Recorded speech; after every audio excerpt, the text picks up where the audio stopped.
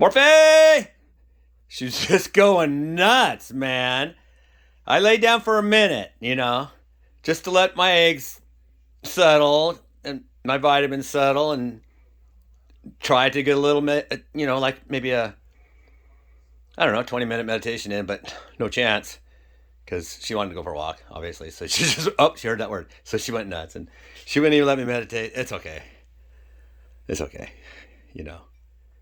But, I mean, it's okay because I did some reading today, and I like to keep myself in check, and I like to read things from the Stoics, the Greek Stoics. I like daily, and I also like to read what my mentor, Bodhi Sanders, writes, and it just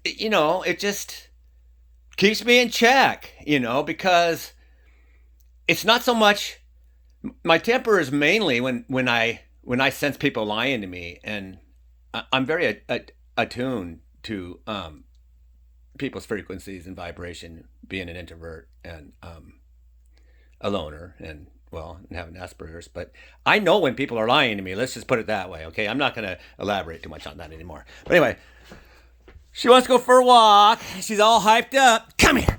Come here. Now she's just like, well, now you're up and it's not fun because I was teasing you and that was the point. Yeah, what else got going on? This thing here, I'm just rambling because I'm baked. I hate this thing with a passion.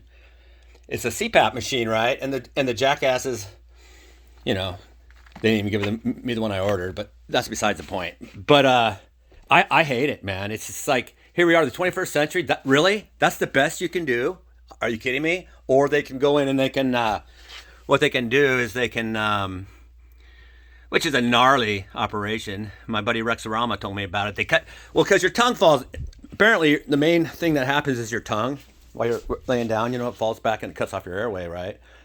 Well, I got news for them. And it's funny, and you guys are going to think I'm crazy and all that because, well, I am crazy, but what I'm saying is also true. As I've said many times before, and someday I'll go on my podcast, go into detail and show you what my 23andMe and some other genetic studies I've done. Well, I definitely do have a lot of Neanderthal variances, so I got a big head. But anyway, besides that, and one of them, and I found this out when I had cancer, when I had squamous cell carcinoma, the surgeon, the neck throat surgeon, he said that my nasal canals were underdeveloped, and that's classic from my lineage, which is some of the first Neanderthals that came into Poland, because apparently I found out, unbeknownst to me, because I've never seen my dad, but his parents were old school 100% Poles from one parent was, so he would have half Pole and I'd probably have a quarter, obviously. So anyway, but they're from the old Poland, and that's where the first Neanderthals were sighted. And I'm going to make this short to try to keep it, well, it's already past 3, but that is why I have snored ever since I was little, because it's very cold in the Neander in that area, and Neanderthals, when they evolved for that cold, and their nasal passages are smaller than people, for instance, that don't have a lot of Neanderthal, lineage, and that's just the same as Denisovan. People have Denisovan in them too, and that kind of, well, let's just say Christianity doesn't like this too well. Well, they'll just keep moving the goalposts, but they didn't like when people are showing, people ride 9 dinosaurs either, so I really don't care. Eventually, it's going to go bye-bye, and all that old school Bronze Age mythology and ridiculous, the folklore's fun if you just keep it as folklore. That's fine and dandy, but when you start getting into talking snakes and people walking on water and women having,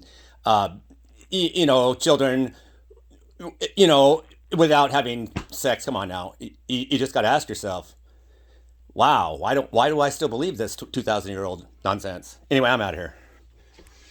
Rock on, everybody. Treat everybody good. Short spin on this rock.